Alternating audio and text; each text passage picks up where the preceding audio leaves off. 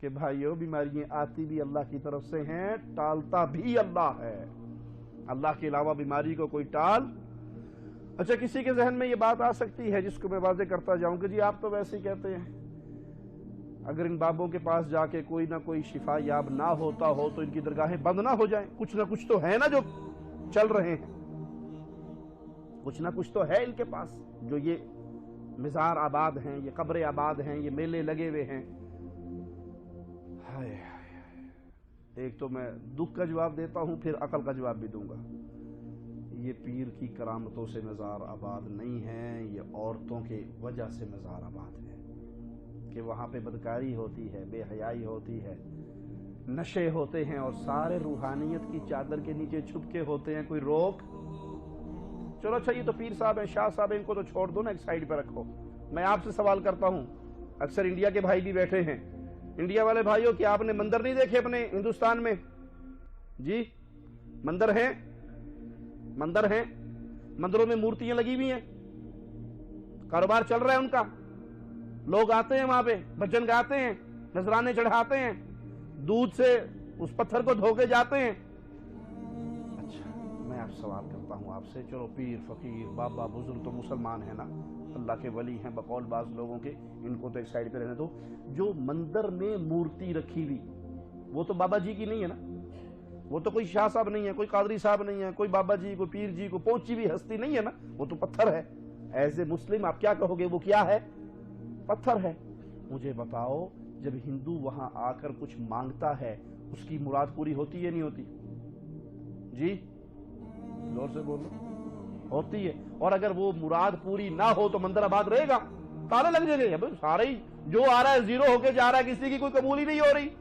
کوئی نہ کوئی تو بات مانی جاتی ہے، پوری ہو جاتی ہے، اسی لیے لوگ آتے ہیں نا۔ 100 آئے 10 کی تو مانی گئی، کیا خیال ہے؟ ان 10 کی جو مرادیں پوری ہوئی پتھر نے پوری کی؟ پتھر نے پوری کی؟ آپ کہو گے نہیں پتھر نے پوری نہیں کی۔ آؤ اب میں سمجھاتا ہوں۔ اکثر بیماریوں کے پیچھے جنات ہوتے ہیں، اکثر بیماریوں کے پیچھے شیاطین ہوتے ہیں، اور شیطان انسان کا دشمن ہے یا نہیں؟ ہمارے باپ کا بھی دشمن تھا، بابا کو جنت سے نکلوایا، ہمارا بھی دشمن ہے۔ شیاطین ایمان کے دشمن ہیں۔ شیطان کی سب سے پہلی کوشش کیا ہے کہ بندے سے کفر کروائے، شرک کروائے، یہ پہلی کوشش ہے شیطان کی۔ کیوں؟ جب کفر اور شرک کروا لے گا تو اس کے بعد اسے کوئی اور کروانے کی ضرورت نہیں، جہنم پکی ہو گئی، گیا پکا جہنم میں۔ تو جنات شیاطین مزارات پہ مندروں پہ بیٹھے اپنا کاروبار اور دھندا کر رہے ہیں۔ ایک لڑکی کے اندر جن آتا ہے، ایک لڑکے کے اندر جنات آ جاتے ہیں، اسے کہتے ہیں فلاں بابا کے پاس جاؤ، وہاں کالے بکرے کی نیاز دے کے آؤ۔ یہ جو ہی درگاہ پہ پہنچتے ہیں، بکرے کی نیاز دیتے ہیں، مریض ٹھیک ہو جاتا ہے۔ وہ کہتے ہیں جی آپ تو بھابی ہیں، مانتے نہیں ہیں، دیکھو ہمارا مریض فلاں درگاہ پہ جا کے ٹھیک۔ بھائی وہ درگاہ پہ جا کے ٹھیک نہیں ہوا، آپ نے وہاں پہ جا کے شرک کیا، شیطان کا مقصد پورا ہوا، وہ جو تکلیف دے رہا تھا اس نے ہاتھ ہٹا لیا۔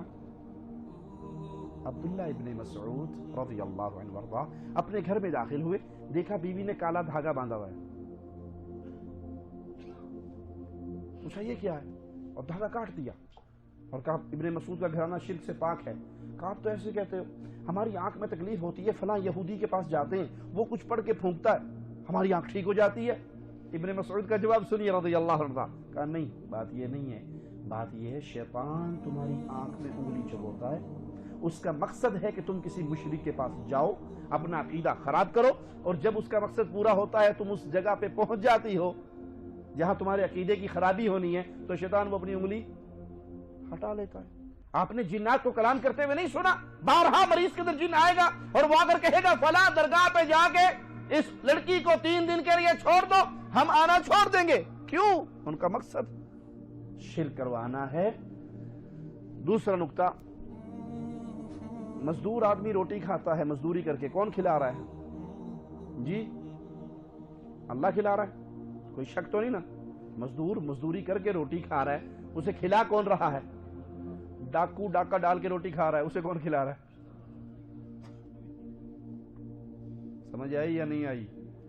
مزدور مزدوری کر کے روٹی کھا رہا ہے، کون کھلا رہا ہے؟ ڈاکو ڈاکہ ڈال کے روٹی کھا رہا ہے، اسے کون کھلا رہا ہے؟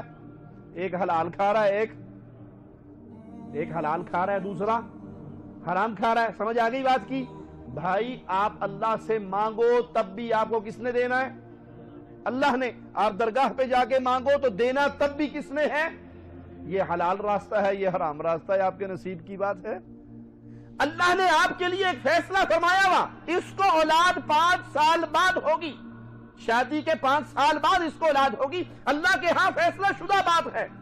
اب آپ 5 سال اللہ کے ساتھ رشتہ جوڑے رکھو کہ مجھے مرنا منظور ہے، بے اولاد رہنا منظور ہے، مشرک ہونا منظور نہیں، تو 5 سال بعد اللہ آپ کو عطا کرے گا، اللہ کے ہاں فیصلہ ہے۔ اور آپ اللہ سے نا امید ہو کر کسی درگاہ اور آستانے پہ جا کے گر جاؤ، دے گا اب بھی آپ کو کون؟ اللہ۔ لیکن آپ نے راستہ کون سے اختیار کیا؟ حرام کا راستہ اختیار کیا۔ تو مالک فرماتا ہے اللہ کی طرف سے تمہیں کوئی مصیبت آزمائش آ جائے، اللہ کے علاوہ اسے کوئی اور دور نہیں کر سکتا۔ مزید سنیے، مولا فرماتا ہے وَإِن يَمْسَسْكَ بِخَيْرٍ، اور اللہ اگر بھلائی دینا چاہے، اللہ تمہیں کوئی فائدہ دینا چاہے، فَهُوَ عَلَى كُلِّ شَيْءٍ قَدِيرٌ، تو اللہ ہر چیز پہ قادر ہے۔ بھلائی بھی اللہ کی طرف سے، آزمائش بھی اللہ کی طرف سے۔ خوش نصیب ہے وہ جو اللہ کے در پہ جڑا رہا، اور بد نصیب ہے وہ جس نے خالق و مالک کا در چھوڑ کے غیروں کے در پہ گرنا شروع کر دیا۔ جن کو پکارا جاتا ہے قرآن ان کی حیثیت بیان کرتا ہے۔ آئیے ذرا مالک کا فرمان سنتے ہیں، ان الذین تدعون من دون اللہ، جن کو تم پکارتے ہو اللہ کے علاوہ، انبیاء، اولیاء، اصفیاء، اتقیاء، صالحین، بزرگان دین، ائمہ دین، یہ تو پرانے دور کے تھے نا۔ آج کل میں جس کو پکارا جاتا ہے وہ کون ہے؟ پچھلے دنوں کسی بھائی نے مجھے ایک پیر صاحب کے مزار کا کلپ ریکارڈ کر کے بھیجا، اس بابا جی کا بورڈ لگا تھا پیر پیپسی والی سرکار۔ میں کہتا بکالا ہونا، بکالا چریانا ہونا، انہیں کہ پیپسیاں دا کم کر کر کے بیچو، چلو پیپسی تے وکے نا۔ وہ اور لوگ تھے جو اولیاء کو پوجتے تھے، آج تو ننگوں کو پوجا جاتا ہے، جانوروں کو جانوروں میں قبر نہیں سنی آپ نے؟ ایبٹ آباد کے اندر پیر کھوتے شاہ کا دربار ہے یا نہیں؟ لاہور میں پیر گھوڑے شاہ کا دربار ہے یا نہیں؟ مشرکین مکہ ہی اچھے تھے جو کم از کم انبیاء اور صالحین کو پوچھتے تھے۔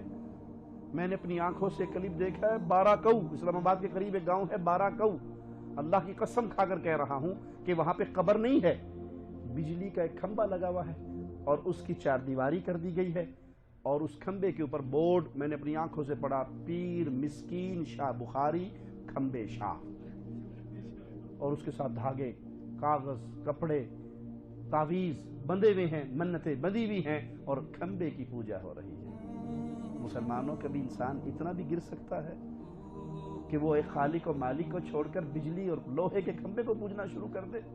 یہ نتیجہ ہے شرک کرنے کا۔ راجستھان انڈیا کا ایک علاقہ ہے، میرے پاکستان والے بھائی ناراض نہ ہو کہ ساری ساڈی گلاں کرن دیا ہے، انڈیا والے نہیں کرتا، میں انڈیا والوں کی بھی سنا دوں۔ راجستھان انڈیا کا ایک شہر ہے، ایک ریاست ہے، وہاں میں نے ایک پیر موٹر سائیکل شاہ صاحب کو دیکھا، بہت میرے پاس ویڈیو کلپ موجود ہے، چوراہے کے اندر موٹر سائیکل رکھا ہوا اور اس کی 4 دیواری کی گئی۔ اب وہاں سے جو جاتا ہے سفر پہ، پہلے پیر موٹر سائیکل کو خیرات دے کے، نذرانہ نیاز دے کے پھر جاتا ہے، اور اس کی کرامت موجود ہے یوٹیوب پر کہ یہ مسافر سفر کرنے گیا تھا، ایکسیڈنٹ ہو گیا تھا، بندہ وہیں پہ مر گیا تھا، موٹر سائیکل خود چل کر اپنے گھر پہنچ گیا تھا۔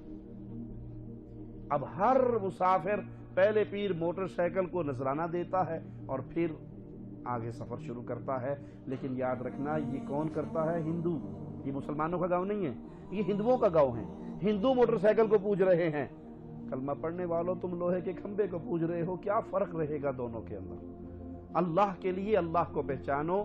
ہماری ہر تقریر کے اندر جتنا زور اس بات پہ ہوتا ہے وہ کسی اور بات پہ نہیں کہ اللہ کے لیے اللہ کو پہچانو، کیونکہ توحید ہی وہ ایک نجات کا ذریعہ ہے جو مجھے اور آپ کو جنت میں لے جا سکتا ہے، اور شرک وہ کینسر ہے جس کو یہ لگ جائے وہ جنت کی خوشبو بھی نہیں پا سکتا۔ مولا فرماتا ہے اگر تمہیں کوئی نفع پہنچتا ہے وہ بھی اللہ کی طرف سے، اور اللہ ہر چیز پہ قادر ہے۔ تم جن کو اللہ کے علاوہ پکارتے ہو، ان الذین تدعون من دون اللہ، اللہ کے علاوہ جس کو مرضی پکار لو، قرآن کا فیصلہ، میری بات نہیں، रहमान का फैसला, इबादुन अमसालुकुम, इबादुन अमसालुकुम, ये बंदे हैं तुम्हारी तरह के। बड़े से बड़ा पीर साहब, बड़े से बड़ा शाह साहब, बड़े से बड़ा करनी भरनी धरनी वाला, भाई वो इंसान था या नहीं? सोचिए, अल्लाह के लिए इंसान था। जब वो मरा, उसका इस्तिंजा करवाया गया, उसके कपड़े काट के उतारे गए, उसको गुस्ल दिया गया, उसको नहलाया गया, उसको चादरों में लपेटा गया, उसे कंधे पे उठाया गया, उसे लेकर कब्रिस्तान जाया गया, उसे कब्र के अंदर उतारा गया, उसके ऊपर कब्र की मिट्टी डाल दी। ये सारे काम किसने किए? बोलो, ये सारे काम किसने किए? जिंदों ने। ये सारे काम किसने किए? जिंदों ने। बहुत सादा सी बात है, अगर जिंदे ये सारे काम ना करते, वो बाबा खुद नहा सकता था, वो खुद अपनी तहारत कर सकता था, वो खुद अपना गुस्ल कर सकता था, वो खुद कब्रिस्तान जा सकता था, वो खुद कब्र में उतर सकता था। प्यारे भाई, जो इतना मजबूर हो, वो कब्र में उतरने के बाद तुझे बेटे देगा? मौला फरमाता है, जिनको तुम पुकारते हो इबादुन अमसालुकुम, ये तुम्हारी तरह के इंसान हैं, फदउहुम, पुकारो इनको, मांगो इनसे, सवाली बनो इनके, फलयस्तजीबू लकुम इन कुंतुम सादिकीन, इनको पुकार के देख लो, ये तुम्हारी पुकार सुनते हैं, ये तुम्हें जवाब देते हैं। कभी जवाब आया? किसी मज़ार पे जाकर आपको पीर जी, शाह जी, अस्सलाम वालेकुम, अंदर से जवाब आया जी वालेकुम सलाम पुत्र, ठीक हो? आया जवाब? अल्लाह के लिए इस खोपड़ी को इस्तेमाल कीजिए, ये अकल बड़ी कीमती चीज है। मुर्दे की खबर पे जाके आप सलाम कहो, उसे पुकारो, उससे बातें करो, कभी जवाब आया? नहीं आया। क्यों? कुरान कहता है मुर्दे हैं, वल्लज़ीन तदऊना मिन दूनिही, और अरदास सुनिए मेरे मौला का समझाने का, तुम अल्लाह के अलावा जिनको पुकारते हो, मा यमलिकून मिन क़ितमीर, सऊदी अरब में रहकर खजूरें तो खाते हो ना? खजूर की गुठली देखी है? गुठली के ऊपर एक बारीक सा धागा देखा है कभी? जी, वो धागा देखा है? मौला फरमाता है, तुम अल्लाह के अलावा जिनको पुकार रहे हो, गुठली के ऊपर इस धागे के भी वो मालिक। मालिक कौन है? जब मालिक अल्लाह है तो फिर पुकारें किसको? अल्लाह को। इसलिए प्यारे भाइयों, अल्लाह की तौहीद को समझो। पुकार इबादत है, पुकार दुआ है, दुआ इबादत है, और इबादत सिर्फ एक अल्लाह का हक है। जब भी पुकारिए या अल्लाह मदद, जब भी मांगे या अल्लाह, जब भी आवाज लगाएं अल्लाहुम्मा या रब, इन अल्फाज से अल्लाह को पुकारें। अगर आपने गैरुल्लाह को पुकारना शुरू किया तो ये गैरुल्लाह की इबादत है। अल्लाह से दुआ है, अल्लाह हमें तौहीद पे कायम और दायम रखे, मौत दे तो इस हाल में दे कि अल्लाह हमसे राज़ी हो, हम अपने अल्लाह से राज़ी हों। अक़ूलु क़ौली हाज़ा वस्तग़फ़िरुल्लाह ली व लकुम व लिसाइरिल मुस्लिमीन फस्तग़फ़िरूहु इन्नहु हुवल गफ़ूरुर रहीम।